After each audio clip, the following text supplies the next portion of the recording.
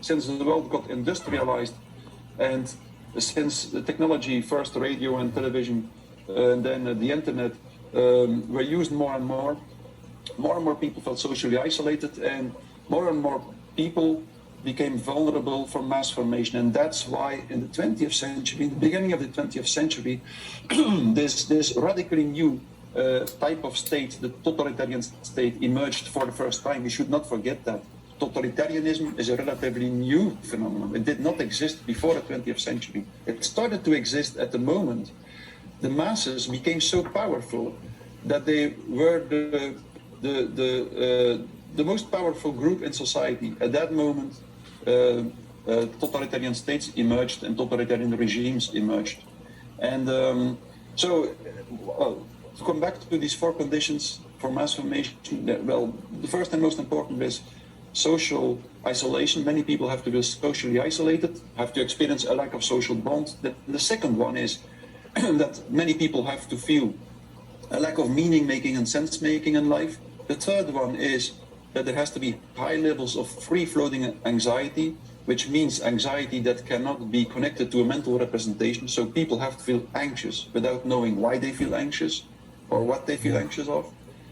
And then the fourth condition is that there have to be high levels of so-called free-floating frustration and aggression. And all these 4 conditions are nicely connected to each other. So as soon as people experience a lack of social bond, being social beings, they will also experience a lack of meaning making. And if someone experiences lack of social bond and lack of meaning making, they will experience usually this typical type of anxiety, which is free-floating anxiety, and they will get frustrated and aggressive. And if then, under these conditions, a narrative is distributed through the mass media, and very important, it has to be pronounced with the mouth, it has to be articulated, then a narrative that indicates an object of anxiety and at the same time provides a strategy to deal with the object of anxiety, then something typical might happen. All this free-floating anxiety in society might connect to this representation of the object of anxiety in a narrative, and because people want mental control over their anxiety, they might be willing to participate in very far-going, extreme strategies to deal with the object of anxiety. Okay, for instance, the lockdowns to control a virus. And then, once this happens, something even more important happens. A new kind of social bond emerges, and that's crucial. So, because many people participate in the strategy to deal with the object of anxiety, they fight a heroic collective battle, and a new kind of solidarity emerges. And that's the most important thing, this new kind of solidarity.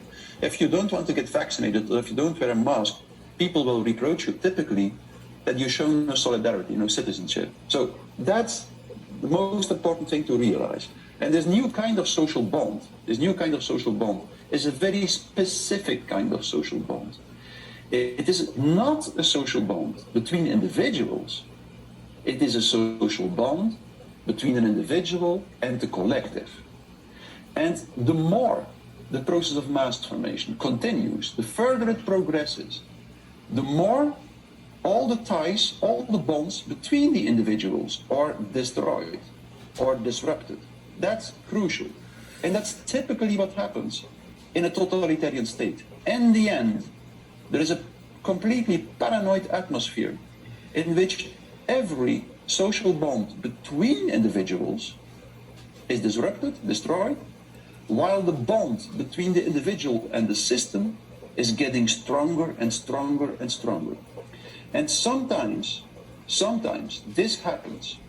This can be provoked, or this can be pursued in an intentional way, this destruction of the social bond between the individuals. For instance, in the Soviet Union, this happened in an intentional way. In Germany, in Nazi Germany, it happens in a spontaneous way. And that's always the big question. To what extent does the process of mass formation and totalitarian thinking happen in a spontaneous way, or to what extent is it intentionally provoked? usually, and that's not my level of expertise, that's much more your level of expertise, usually it is a mixture between the two. The process of mass formation has always existed, and it sometimes emerged in a completely spontaneous way.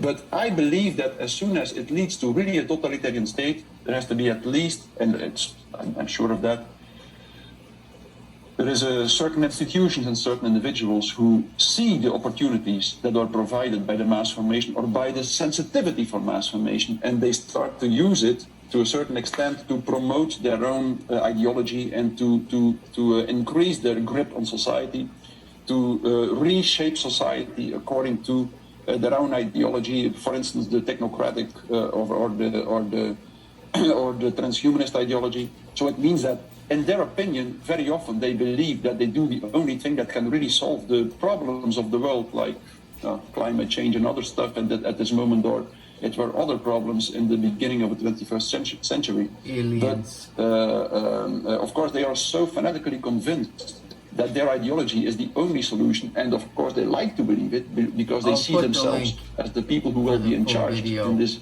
new society. Below the video. Anyway, so it's usually the emergence of this Mass formation is usually a very highly complex and dynamical phenomenon. Thanks for watching.